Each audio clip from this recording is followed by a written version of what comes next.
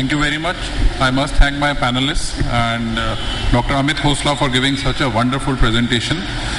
He has talked a lot about the latest studies, the latest figures, studies that are still coming on anti-VEGFs. A lot of new anti-VEGFs are in the pipeline. Steroids, the studies are going on.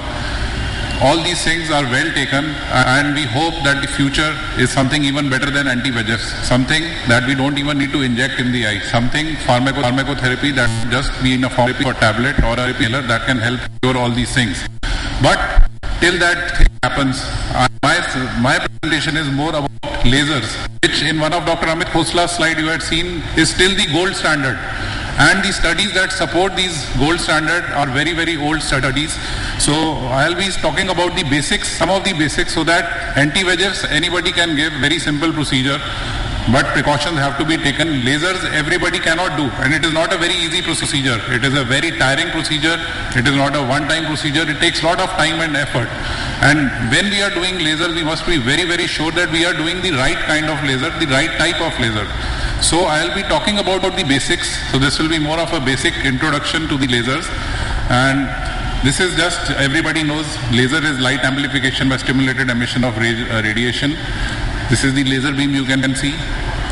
What are the mechanisms of lasers? We all have studied and every day in and out anti-VEGFs, steroids, the role of steroids, role of anti-VEGFs we are talking about.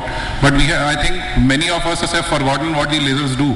Lasers do a selective retinal ablation. They reduce the production of vascular growth factors. Again, what the anti-VEGFs also do, and they turn off the process of neovascularization. It improves the retinal oxygenation, eliminates a portion of the hypoxic retina, and inhibits neovascularization by laser-induced alteration of metallic metalloproteinase, and this results in the decrease of the retinopathy. What are the modes of laser?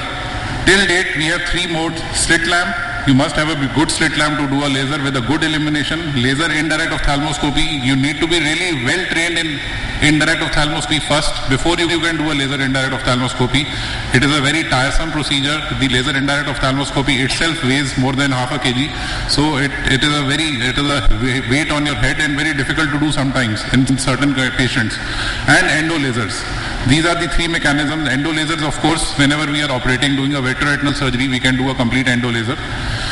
So some advantages of a laser indirect ophthalmoscope over a slit lamp are superior visualization for a greater area of fundus, especially when there is a poor media, treatment of the anterior retina. When we cannot reach the peripheral retina, we can do a scleral depression and do the laser in the peripheral extreme areas. Scleral depression offers the added assistance of stabilizing the globe, and it is a faster method only in well-trained hands. Advantages of slit lamp versus LIO is more precision and control. Closer view assists in avoiding intraretinal hemorrhages, and the contact lenses again offer some stabilization of bells, and the reflex wandering movements are avoided in the eye. These are some of the lenses available in the market. The basic one is the Goldman 3 mirror, which I have done on the top. Still a very helpful lens, but nowadays you have this quadrispheric lens, supra-quad lens, Minster wide field lens, to mention a few. These are the lenses available in the market currently. So I will be talking about first where Dr. Amit has ended. He was talking mainly about anti-VEGFs, the role of anti-VEGFs in macular edema. But we remember and we know that diabetic retinopathy is not only about macular edema. It can be proliferative kind of diabetic retinopathy without macular edema also. Then what do we do? The role of anti-VEGFs in a PDR without maculopathy is still very doubtful. And like has been explained in the earlier slides, if we give anti-VEGFs in a case of PDR, especially with some kind of hemorrhage, some traction, it can lead to even more complications. So what do we do then? Then the only option left, the non-surgical option, is lasers. So this is lasers for PDR, how and when. This is the very basic study. Decades back this study was done, and still this is the gold standard, the diabetic retinopathy study, to determine whether photocoagulation helps prevent severe visual loss from PDR, and to determine whether a difference exists in the efficacy and safety of argon versus xenon. Xenon is out, we know, so we are only going to talk about the argon or the double frequency YAG. The results of this study was that it demonstrated that both argon and xenon reduce the risk of severe loss by more than 50%, and these are some of the results, because of which still we are going lasers. They also gave a definition of high-risk PDR, although not very, very commonly used these days. I'll be telling you more about it, where benefits of photocoagulation definitely outweigh the risks. These are some of the high-risk criteria we all know. NVD greater than 1/3 disc area, NVD with vitreous or preretinal hemorrhage, and moderate to severe NVE.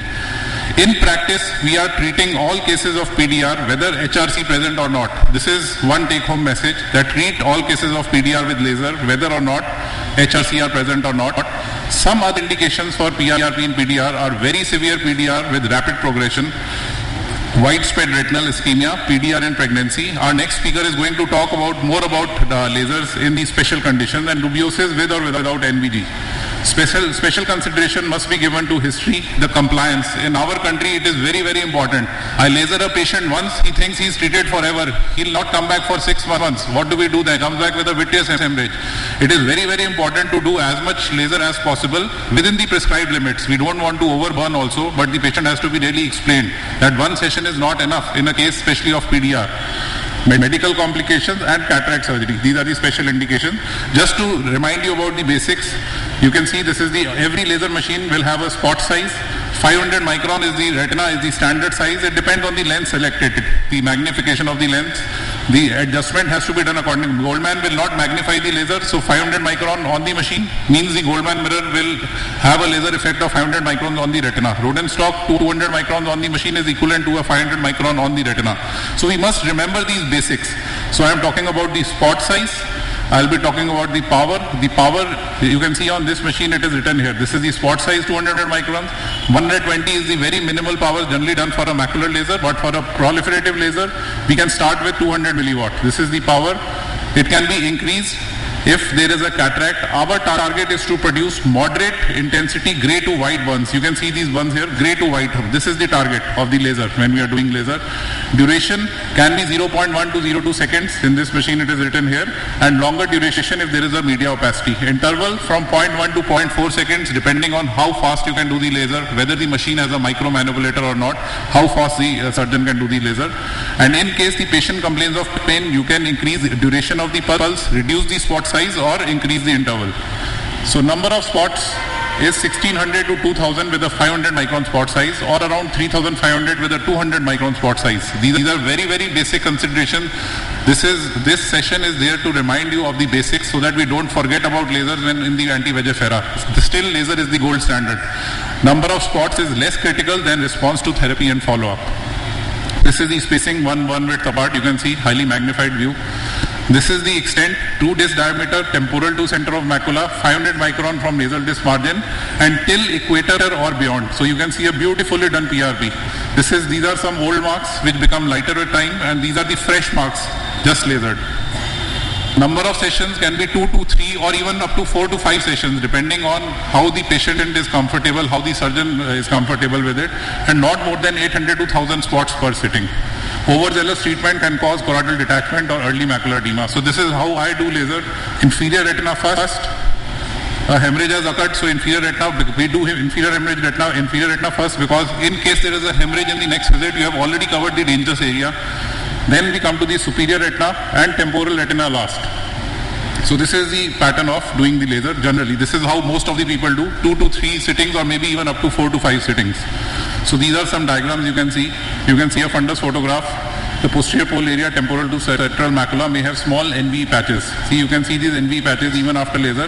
Treatment has been more than prescribed 2 disc diameter from the macula. So focal laser is direct treatment of NVE may be done. Small NVE less than 1 disc diameter outside the arcades. You can see here. So these are the NVEs, focal laser of NVE. So this is the disappearance of the NVE after the laser. Carry out the grid and PRP laser. I'll be talking about grid later on after this PDR. At the same session in very, very severe cases, we can do a modified grid, we can do here, we can do laser here, and then do the nasal retina also. PRP and grid can be done in the same time also. These are the areas to avoid. Everybody knows macula, vessels, vitreoretinal traction, pigment, previous burns, horizontal meridian, and long series. These are the areas that we generally avoid. We don't burn them too much. We avoid the vessels. Follow-up is regression of neovascularization in 30 to 55% cases. The regression of neovascularization should be assessed every 6 to 8 weeks after PRP. This is the standard routine follow-up, and check angiography at 3 months. Reduced hemorrhages, reduction in angry look of NVD is the good sign that we are hoping for. It is not, maybe it does not happen, only 55 to 60% cases respond to this kind of laser. See, you can see the regression here, there was a big NV here, lot of laser, this is a little overburn. Again, appearance of fibrous tissue in areas of NV, you can see reduced caliber of retinal vessels. This is what we are hoping for. When we do a laser, we hope that NV goes down. We hope that the caliber of the vessels will go down. This is what the laser will do and help in preventing the spread of the disease. If no regression of new vessels, then only retreatment is advocated. Active new vessels, tight networks, paucity of accompanying fibrous tissue. These are some of the signs that our treatment is failing. So we must do additional laser. Recurrent vitreous hemorrhage and skip areas. You can see skip areas here. So retreatment is done when patient, suppose this is a case in which patient was stable for 10 months, but he comes back with a subhyaloid hemorrhage. Again, we have to treat more. We have to treat these areas. Retreatment, fill in. See, you can see skip areas. We have to fill in these areas. Some areas are not done. Beyond equator with LIO. If it is not possible with a lens, use the LIO. No retreatment required in such cases. Already fibrosis has occurred, retreatment not help. Hyperfluorescent areas, fibrosis has occurred, no retreatment required. Retreatment is less urgent if a single episode of hemorrhage has occurred. Single episode is less urgent, we can follow up and then see the patient. We must remember laser is a destructive therapy. So follow up every 4 to 6 month intervals, later annually, and survey retina for hemorrhages. This is the take home message for a PRP. Some of the complications could be pain, increased IOP, mydriasis. A choroidal detachment can happen if we try to be too aggressive. Doing more than 2,000 or 3,000 spots on the same sitting can lead to a choroidal detachment, and which is a bad complication. These are some of the other complications, though very, very rarely encountered, but we must be aware of these problems. Informed consent to the patient, very important. 3% risk of losing 2 or more lines of vision and 10% risk of decrease in visual field is also there. Patient must be explained these things. Then coming to lasers for maculopathy, Dr. Amit Khosla has already described much about lasers versus anti-VEGF. I am not going to go into much of it. Just to give you a brief run over through this, I am just 1 minute, I'll take 1 more minute. Just 1 minute. The ETDRS study determined the maculopathy, what to do in cases of maculopathy. Dr. Amit Khosla has told us much in detail the role of lasers and anti-VEGF in maculopathy. So this is the standard ETDRS study. ETDRS recommendation no. And this is for nearly 3 decades. The standard therapy has been focal and grid laser photocoagulation. And you can see focal laser areas being done. This is focal laser, spot size 50 to 100 micron, duration 10.1 second, power 50 to 100 micron. This is a standard kind of a grid laser that used to be done. Still we have to do in certain cases. And follow-up is residual CME at 4 months interval, FFA repeated, and grid treatment is generally not be applied to previously treated areas. So this is a modified grid laser. Just few diagrams and 3-4 more slides. In the era of OCT, pre-laser and post-laser, you can see this is a combination of PRP with a grid laser and FA and OCT evaluation. I am running through these slides because already in macular edema, a lot has been talked about the treatment. When to start laser is discrete areas of leakage FA, mild to moderate thickening on OCT, no vitreomacular interface abnormalities, and visual acuity good or only mild to moderate decrease. This is when to start a grid or a macular laser. These are the evolving trends which have been already discussed.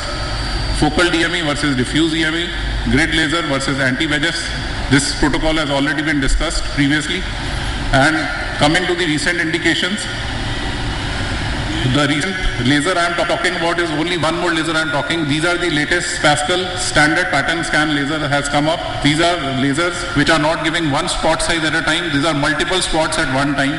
Latest development and the most latest recent development is the Navilas laser, in which we can mark every point on the retina that needs to be lasered. This is supposed to give the best results for a grid laser. Thank you very much for your time, and